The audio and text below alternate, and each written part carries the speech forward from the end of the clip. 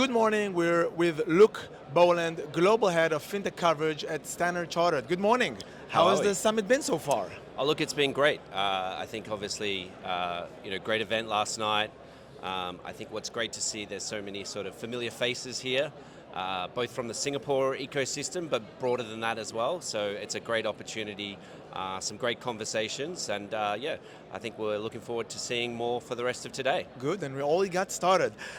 You represent Standard Chartered in a crypto asset panel, something that even a couple of years ago would have been impossible. What, in your view, has made banks feel more comfortable with digital assets? Is it improvement in the underlying asset in terms of infrastructure, more by way of governmental approval, genius and clarity, or just demand?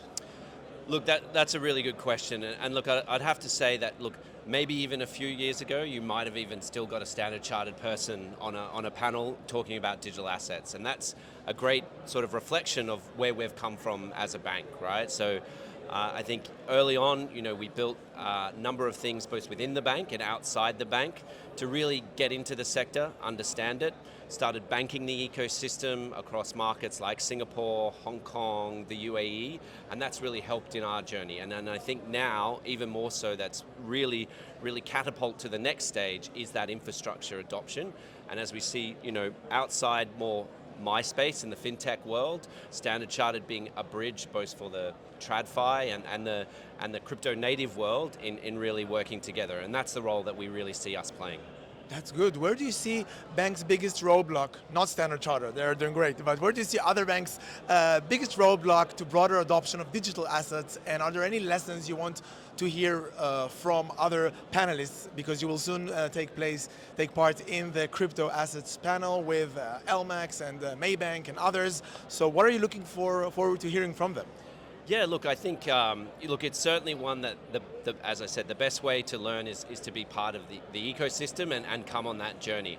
I think, as a bank, hindsight is always a great thing, so maybe what we have developed in the past would we have developed if we were starting from day one today, right? So if you look at, more closer things around stablecoins, which, at first, I don't even think we anticipated the adoption outside of trading into payments to move as fast. And that's what's great, is that has really changed the perception of the space outside of what it was before. So I think, all banks need to go on that journey and fit what's right for them. For us at Standard Chartered, being a very emerging markets footprint, there's a lot of lessons that we're seeing in those markets around the adoption and the potential benefits that come from it. So look, I think it's a journey that everyone needs to go on together. Great, and even in the bear market, a lot of the conversation around digital assets is more hype than actual use cases. Can you specify where the real use cases are for you and for the bank? Yeah, absolutely. Look, I think we've definitely moved even beyond a hype stage. I'd like to say we've almost moved out of a proof of concept phase and into real world adoption. And as a bank, we've built infrastructure around that based on client demand and based on where we see the opportunities and what our clients is asking for. And that's essentially where we start with is, what is it our clients are looking to do and who are they looking to do it with?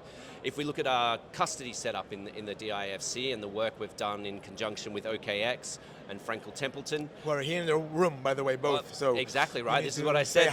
The ecosystem is all here today. And that is a real example, real life of investor clients that want to collateralize or custody their assets with a GSIB bank, but still have access to that deep liquidity that is across the digital asset exchange infrastructure side of things. And there you go. And look, we've got that in the UAE. That's live. It's real. And we look to roll that out as we build out our custody network across Hong Kong, Singapore, and Luxembourg as well. So I think, it's watch this space still, because to scale this, it takes a bit more time than maybe we anticipated, whether that's working with regulator, product development, and solutions. But a lot of the time, it's got nothing to do with crypto itself. It is just building that financial infrastructure that's required.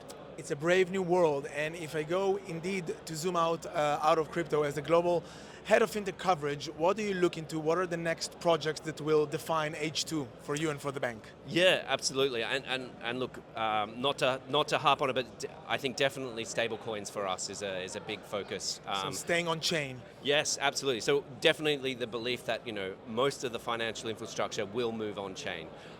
Just recently, we've been awarded a Hong Kong license for the first Hong Kong dollar stablecoin in conjunction with Animoca Brands and HKT.